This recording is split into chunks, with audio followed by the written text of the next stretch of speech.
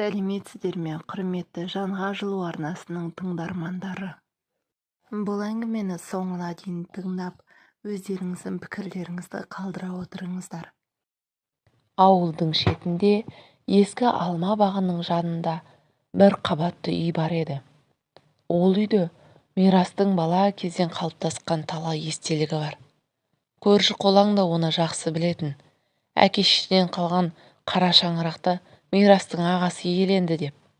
Өйткені үлкен ұл қалаға кеткенмен ауылдағы үйді қараусыз қалдырмай анда-санда жөндетіп отыратын. Мирас болса шағын шаруашылығы бар, қолынан іс келетін, көп сөзге жоқ жігіт. Қалаға да тартып тұратын, ауылға да сіңісіп кеткен. Оның жүріс-тұрысына талай қызға қараушы еді. Бірақ бір ғажабы, Мирас әлі үйленбеген. Жаздың соңғы күндерінің бірі болатын. Қалада тұратын ағасының әйелі Гүлназ ауылға көшіп келді. Үйдегі екі баласын ертіп әкелген. Сылтауы қарапайым еді. Балаларды таза ауаға шығарсам, өзім де ауылда біраз тынығар едім. Ал шындығында күйеуі вахтаға кеткен. Бір ай емес, 2 айға кететінін айтып, артығын қоса жеткізген. Алғашқында ешкім таңырқамады. Жеңгесінің ауылға келгені бұрыннан болатын жағдай. Тек бұл жолы ол ұзаққа қалды. Мирас ауыл ішімен көлігін айдап өтіп бара жатып, шаңырақ алдындағы балаларда ойнап жүрген жеңгесін көрді. Балалар қуанып, «Мирас аға!» деп жүгіріп келді. Мирас та жылы шырай танытып, оларды көтеріп, ойнатты. «Ағам қайда?» деді ол жай ғана. «Ой, вахтада ғой, тағы да ұзаққа кетті», деді жеңгесі күрсініп. Осылайша күндер өте берді. Мирас үй шаруасымен жүргенде анда-санда жеңгесіне көмектесіп қояды. Балаға қарасып, кейде дүкеннен азық-түлік әкеліп береді. Мұның бәрі көршілер бірден аңғарып қойды. Ал ауылда бір нәрсе байқалса, ол көп ұзамай өсекке айналатыны белгілі. Күздің салқын самалы ескен кештерінің бірі еді. Гүлназдың үйінің алдында шам жанып тұр. Балалар сабақ оқып отырса, кейде үйдің су құбыры істемей қалады, кейде пештің есігі қақырып кетеді. Осындай ұсақ-түйек жұмыстарының бәрін ауылда жалғыз өзі жасай алмайтын. Сол сәтте «Мирас аға!» деген балалардың дауысы естілетін. Мирас қолы босаған сайын келіп жөндеп беретін. Ол келгенде Гүлназдың жүзі жайнап сала береді. Жас әйелдің бойында ауылға тән қарапайымдылықпен қатар қалада қалыптасқан жинақылық бар еді. Бір кеште Гүлназ самаурын қайнатып, Мирасты шайға шақырады. Үйдің іші жылы, дастарханның үстінде ыстық бауырсақ, жаңа піскен тосап тұр. Балалар ұйықтап қалған. Екеуі ұзақ сөйлесті. «Ағаңның жоқтығы қиын екен», деді Гүлназ, көзін төмен салып. «Иә, бірақ сіз мықтысыз ғой, балаларды жалғыз өсіріп жүрсіз», деді Мирас. Әңгіме тым тереңге кетіп бара жатса да, екеуі бірін-бірі тоқтататын. Бірақ сөздің арасындағы көз қарастар тоғысып, үнсіз орнай қалатын кездер болды. Ол үнсіздікте айтылмаған сыр жататын. Ауыл адамдары да қарап отырмады. Бір келіншек бір күні көршісіне: «Әй, күнде кешке Мирастың көлігі осы үйдің алдында тұрады ғой», деді. «Иә, байқап жүрмін. Жеңгесімен екеуі шай ішіп отыр дегенді де көп көрдім», деп қосты екіншісі. Өсек желдей тарады. Бірақ Мирас та, Гүлназ да оған мән бермегендей болды. Дегенмен де жүректерінде бір алаң бар еді. Осылайша күндер өтсе де, олардың арасы біртіндей жақындай берді. Ауыл деген кішкентай ғана әлем ғой. Бір үйде не болып жатса, екінші үйде соның ізімен сөз өрбиді. Әсіресе әйелдер қауымы кешкісін аулаға шығып, қазаннан түскен бу секілді әңгіме таратқан. «Әй, кешке Мирас тағы Гүлназдың үйіне екен ғой», деді бір келіншек. «Онысы нес? Күнде барады ғой. Жай көмек болса бір басқа», деді екіншісі. «Көмек дейсің бе? Әй, осы көмектен артық сияқты, деді үшіншісі жымиып. Сөздің соңында әркім әртүрлі қылды. Біреу әзілге жорып күлді, біреу шын көңілмен басын шайқады. Ал қарт әжелердің бірі: «Ту, жас қой, жүрекке әмір жүрмейді. Бірақ ағасына обал-ай, обал емес пе?» деді күрсініп. Бұл сөздер Гүлназдың да құлағына жетті. Бір көршісі тіке бетіне айтпаса да, «Сақ бол» деген ишара білдірді. Бірақ Гүлназ үндемеді. Күйеуі алыста, хабарын сирек береді. Ал жалғыздық жүректі мүжіп бара жатты. Кешкісін балалар ұйықтаған соң, Гүлназ терезе алдында ұзақ отырып қалады. Сыртта көлік шамы жылт етсе, бір сәтте жүрегі лүп етіп, мирасты күтетінін өзі сезбей қалатын. Мирасқа да оңай емес, өзін-өзі тежегісі келеді. «Бұл ағамның жары ғой, менің жолым емес», деп қайталайды. Бірақ ауыл ішіндегі сөзге қарамай, бәрібір сол үйге бара береді. Бірде көмір кіргізіп кереді, бірде көмір кіргізіп береді, бірде балалардың сабағына көмектеседі. Ал ауыл ішіндегі сыбыр күшейе түсті. «Бір күні әшкере болады ғой», деді үлкендер. «Екеуі тым жақындасып кеткен сияқты», деп жас келіншектер шулады. Осылайша қарапайым көмектен басталған қарым-қатынас айналасында дауылға айналып келе жатты. Қара күздің қара суығы басталды. Ауылдағы үйлердің түтіні көкке көтеріліп, әр үйдің пешінің оты маздап жанатын шақ. Бірақ Гүлназдың үйінде жылу бар болса да, жүрегінде суық пен бос кеңістік толмайтын. Күйеуінің соңғы қоңырауы 2 апта бұрын болған. Қысқа ғана сөйлесті. «Жұмыс көп, уайымдама» деген сөздерден басқа ештеңе айтпады. Балаларға да дауысы қатқыл шықты. Гүлназ телефонды қоя сала, ұзақ уақыт үнсіз отырды. Оның жан дүниесін түсінетін адам жоқтай көрінді. Ол үнсіздікті көбінесе Мирас бұзатын. Бірде ол отын жаруға келді. Қолына балта ұстап, терін сүртіп тұрып, Гүлназға көз қиығын салды. Әйелдің жүзі жүдеп қалған, көзінде шаршаңқылық бар еді. «Сізге қиын болып жүрген шығар», деді Мирас жай ғана.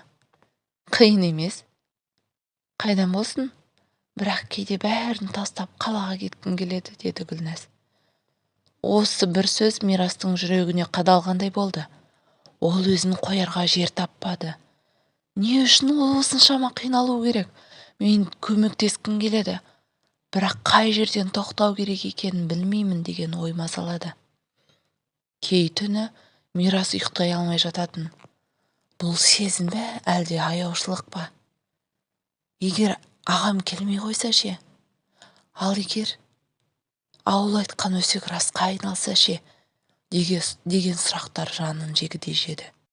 Гүлназды әр кеш сайын терезеден сыртқа қарап, алыстан көлік шамын іздейтін әдет тапты. Осылайша екеуінің де іші алай-дүлей сезімге толы. Ар алдындағы жауапкершілік пен жүректің қалауы арасында үнсіз шайқас басталды. Қарашаның бір кешінде ауылда қалың тұман басты. Көрші үйдің шамдары бұлдыранып қана көрінеді. Көшеде адам да жоқ, иттердің анда-санда үргені ғана естіледі. Сол түні Гүлназдың үйінің шамы кешке дейін сөнбеді. Балалар ертерек ұйықтап қалған. Гүлназ пештің қасында отырып, тоқыма тоқи бастағанымен ойын жинай алмады. Кенет сыртқы есік ақырын қағылды. «Мирас па екен?» деп ойлады іштей. Шынында да есіктің ар жағында ол тұрды. Қолында бір дорба бар. Ішінде жаңа піскен нан мен тәттілер. «Балаларға әкелдім. Ертең таңертең қуанып қалатын шығар», деді күліп. Гүлназ да күліп қарсы алды. «Кел, шай ішіп кетіңіз», деді жай ғана. Олар дастархан басында отырды. Әуелі әңгімелері қарапайым еді. ауылдағы жаңалық, балалардың сабағы, жұмыстың қиындығы. Бірақ уақыт өте келе әңгіме тереңдей түсті. Кейде жалғыздықтан қатты шаршаймын, деді Гүлназ даусын бәсеңдетіп. Бәлкім сізге мұндайды айтуға болмайтын шығар, бірақ шындығы осы, деп қосты. Мирас үнсіз қалды. Жүрегі дүрсілдеп кетті. Айтуға болмайды деген сөз оның құлағында ұзақ жаңғырып тұрды. Мен түсінемін, деді ол ақырын. Бірдеңе айтқым келеді, бірақ ағама адалдығым жібермейді. Екеуі бір сәт үнсіз қалды. Терезеден тыс қары тұман арасында шам әлсін-әлсін жылт етіп тұрды. Үйдің іші тым жылы, бірақ екеуінің арасында әлде қайдан ыстық толқындар тарағандай болды. Сол түні олар ұзақ отырды. Әңгімеден әңгіме шығып, уақыттың қалай өткенін байқамады. Шай құйылған кеселер босап, пештегі оттың шоғы сөнгенше отырды. Бұл кеш екеуінің тағдырындағы шекара болғандай еді. Одан әрі бұрынғыдан қарапайым қарым-қатынас қайтып келмейтінін екеуі де іштей сезді. Қыс кірді. Қар қалың жауып, ауыл іші аппақ көрпе жамылғандай тыныш еді. Бірақ адамдардың көңілі тыныш емес. Өсек күннен күнге өршіп, енді жасырын айтылмайтын болды. Көрші әйелдердің бірі базардан қайтып келе жатып, жолда Мирасты Гүлназдің үйінің алдынан көрді. Қолында қапшық, ішінде азық-түлік. Күнде барады ғой, бұдан артық дәлелдігінің керегі не? Деді ол қасындағысына. Сол-ақ екен, ауыл іші гу ете қалды. Бір күні кешкісін ауыл дүкеніндегі топтасқан әйелдер Гүлназды көрді. Бірі шыдай алмай: Гүлназ, біз сені әрине сыйлаймыз, бірақ мына жүрісің дұрыс емес қой, деді тіке. Гүлназдың беті ду ете қалды. Не айтып тұрсыз? Мирас тек көмектесіп жүр ғой, деді күбірлеп. Көмек пе, әлде басқа ма? Оны сен екеуің ғана білесіңдер, бірақ ауыл сенбейді енді, деді тағы бір қатқыл үнмен. Гүлназ дүкеннен шығып кеткенше артынан сыбыр толастамады. Ол үйге келіп, көзіне жас алды. Көңілінде қорқыныш пен ашу араласып жатты. Неге бәрі түсінбейді? Неге олар үшін бәрі жаман болып көрінеді деп ойлады. Сол түні Мирас та тыныштық таба алмады. Бір танысы оны тоқтатып: Мирас, біз сені сыйлаймыз ғой, бірақ абай бол, ағаңның артына дақ түсірме, деп ескерту жасады. Бұл сөз жүрегіне қанжардай қадалды. Ол алғаш рет шынымен қорықты. Өзімнің емес, ағамның абыройына нұқсан келтіріп жатырмын ба, деген ой мазалады. Гүлназ болса іштей мына ауылдан кетуді ойлап бастады. Бірақ оның балаларын қайда апарады? Қалаға барар болса, ол жақта жалғыз тірлік етіп, күн көру қиын еді. Ал Мирас пен Гүлназдың арасындағы байланыс күн өткен сайын үзіліп қалудың орнына, керісінше, мықтырақ болып бара жатты. Дәл осы жақындық ауыл үшін үлкен қақтығысқа айнала бастады. Қаңтардың боранды бір күні болатын. Таңертеңнен бастап қар қалың жауып, ауылдың жолдарын бітей бастады. Дәл сол күні Гүлназ балаларына кітаптарын жинап беріп, чемоданның түбіне киімдерін салып отырды. Кешеден бері оның ойы біреу-ақ: мына ауылдан менің абыройым қалмады. Неғұрлым тезірек кеткенім дұрыс. Қалаға барып, өз күнімді өзім көрермін. Терезеден сыртқа қараса, қар арасынан Мирастың көлігі келе жатқанын көрді. Еріксіз жүрегі шым ете қалды. Мирас үйге кіргенде чемодан мен сөмкелерді көріп, аң-таң болып қалды. Не істеп жатырсыз? Деді абыржып. Кетемін. Осы ауылдан да, осы өсектен де балаларыма осындай сөз естірткім келмейді, деді Гүлназ.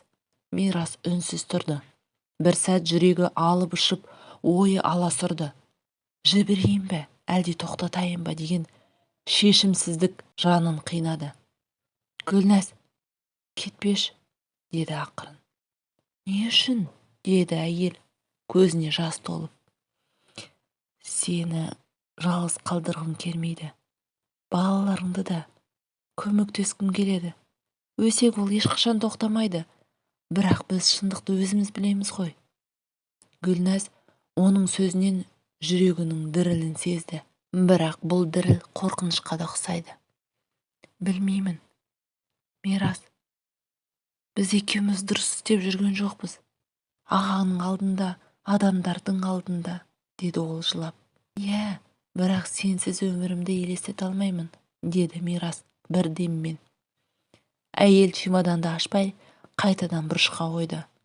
Бұл шешімнің соңғысы емес, тек уақытша аялдағаны еді. Бірақ дәл сол сәтте олардың тағдыры бұрынғы арнадан ауытқып кеткенін екеуі де түсінді. Сыртта боран ұлып тұрды, ал үйдің ішінде жүрек пен ардың күресі одан да қатты күшейіп бара жатты. Бораннан кейінгі таң тымырсық тыныш еді, бірақ ауылдың ішінде тыныштық жоқ. Өсек енді сыбыр емес, ашық әңгімеге айналған. Көршілер бір-біріне бұларды тоқтату керек еді дегенді шығарды. Сол күні түстен кейін Мирасты ауыл ақсақалдарының бірі шақырды. Қарсы алдында 3-4 үлкен адам отыр. Үндемей қалу мүмкін емес еді. Мирас, балам, деді бірі ауыр күрсініп. Біз сені сыйлаймыз. Бірақ елдің бәрі сені жеңгеңмен жүр дейді. Бұл үлкен ұят. Ертең ағасы келгенде не бетіңмен қарайсың? Мирас төмен қарады. Жауап таба алмады. Сөз жалған емес қой. Күнде көріп жүрміз. Бір сәттік сезім үшін әке-шешеңнің аруағына да, ағаңның абыройына да аяқ асты етпе, деді тағы бірі. Бұл сөздер Мирастың жүрегін қарып өтті. Ол өзімен күресіп жүргенін айтқысы келді, бірақ тілі бармады. Сол кеште дүкенге барған Гүлназды да әйелдер қоршап алды. Қатын басымен бүкіл ауылды ұялттың, деді біреу. Бала шағаңа обал емес пе? Деді екіншісі. Ауылдан кет, болмаса жұрт қолыңнан түбіне дейін апарып тастайды, деді үшіншісі. Гүлназдың көзіне жас парлап кетті. Ол ештеңе айта алмады, тек сөмкесін қысып ұстап үйіне қарай жүгірді. Үйге кіргенде Мирас та сонда отыр екен. Ол да қапалы. Екеуі үнсіз бір-біріне қарады. Сөздің қажеті жоқ еді. Екеуі де ауылды оларды ашық жау көре бастағанын түсінді. Түн ортасында Гүлназ ақырын ғана сыбырлады. Біз енді бұл жерде тұра алмаймыз. Мирас оның сөзін үнсіз қабылдады, бірақ жүрегінде от лаулап, шешімге жақындап келе жатқанын сезді. Ақпан айының қақаған аязды түні еді. Таң ата Гүлназ чемоданын қайтадан шығарды. Бұл жолы ол нақты шешімге келгендей көрінді. Балаларына жылы киімдерін кигізіп қойды. Жүрегі ауып тұрса да, кетемін деген ойынан тайынбады. Мирас сол сәтте кіріп келді. Үйдің ішіндегі көріністі көріп селт етті. Тағы да кетпекшісің бе? Деді даусы дірілдеп. Иә, бұл жолы шынымен кетемін. Бұлай жалғастыра алмаймын. Балаларымыздың өсектен қорғауым керек, деді Гүлназ. Мирас те жаны шырып тұрды. Ол бірақ қадам жақындап, мен сені жібермеймін, деді. Мирас, қойшы. Ағаңның алдында да, адамдардың алдында да біз күнәға баттық. Одан әрі асырсақ, мүлде қайтып оралмас жолға түсеміз, деді әйел көзіне жас алып. Мирас бір сәт үнсіз тұрды да, қолындағы күртесін алып, Гүлназдың қолына жапты. Сені бәрібір жалғыз қалдырмаймын. Қаласаң кетейік бірге, деді батыл дауыспен. Гүлназ оның жүзіне ұзақ қарады. Бұл сөзді естігенде жүрегі шым етті. Бір сәт жылынып кеткендей болды, бірақ қорқыныш та күшейді. Бәрін тастап кету дегенің үлкен қадам. Ал балалар ше? Ағаң ше? Балалар сенікі ғана емес, менікі де болады. Ал аға? Кешіремін, білмеймін. Бірақ мен сенсіз өмір сүре алмаймын, деді Мирас. Әйелдің қолдары дірілдеп тұрды. Бір жағында намыс, жауапкершілік, ал екінші жағында жүрек қалауы. Осы екі арада жаны қақ бөлінгендей еді. Ақыры ол чемоданды орнына қойды. Бірақ енді шешімі анық болды. Бұл ауылда қалмайды. Тек бір сұрақ қана: жалғыз кете ме, әлде мираспен бірге ме? Қыс созылып бара жатты. Ауылдардың көбі Мараттың келуін күтіп жүрген. Вахтасы бітер, сосын бәрі орнына келеді деген үміт қана ұстап тұрғандай. Бірақ айлар өтті, Марат келмеді. Телефон да жиі сөндірілді. Әуелде жұмыс шығар деп жұбатқан ауыл енді күдіктене бастады. Бәлкім оралмайтын шығар деген сыбыр көбейе түсті. Гүлназ болса әр күн сайын іштей қиналатын. Таң сайын балаларына қарап, олардың болашағы үшін сабыр ет деп өзін тоқтатқан. Бірақ мирас жанынан шықпайды. Қыстың қақаған аязында да, ауылдың іші у-шу өсекке толса да, Гүлназдың үйіне бір сылтаумен соғып жүрді. Көршілердің көзқарасы ауырлай түсті. Енді жасыра алмайтын болды. Ағасының жоқтығын пайдаланып отыр деген сөздер айтылды. Гүлназдың жүрегі екіге бөлінгендей. Бір жағынан ар-намыс, елдің сөзі, екінші жағынан жалғыз қалған жанын жылытқан мирас. Бір күні кешкісін мирас келді де тікелей айтты: Гүлназ, бұл жалған үмітті қояйық. Ағам енді келмейді. Бізге жаңа өмір бастау керек, деді. Гүлназ үнсіз қалды. Бәлкім ол да іштей осыны сезген, бірақ айтуға батпай жүрген. Осы сәтте терезенің ар жағында екі әйел сыбырласып өтіп бара жатты. Бірінің даусы анық естілді. Көрдің бе? Мараттан еш хабар жоқ. Ал мына екеуі баяғыдай бірге жүр. Гүлназдың денесі дір ете қалды. Ол балаларын құшақтап алды да, көзінен жас парлап кетті. Енді қалай өмір сүрем, деді. Ал мирас болса қолынан ұстап, біз бірге өмір сүреміз, деді. Көктемде жетті. Қара жер көріне бастады. Адамдар да жеңілденіп, алдағы егістікке қамданып жатқан кез.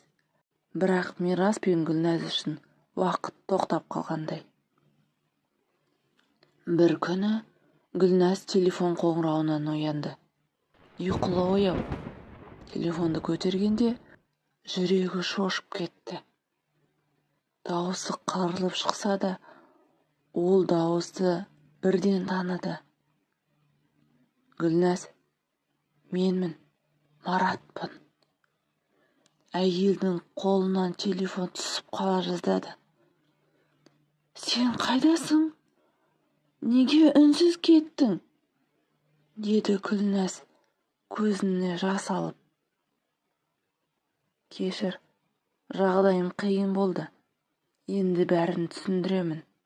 Жақында қайтамын. Сол сәтте мирас та оянып, әңгімеге куә болды. Жүрегін шаншу қарып өткендей. Қайта келемін деген сөзі Гүлназдың жанын бір жағынан жылытса, бір жағынан үрейлендірді. Себебі ол енді Маратты бұрынғыдай қарсы ала ма? Ал мирас ше? Ауылдың желі өсекпен ойнайды, сөздер ұшып жүрекке батады.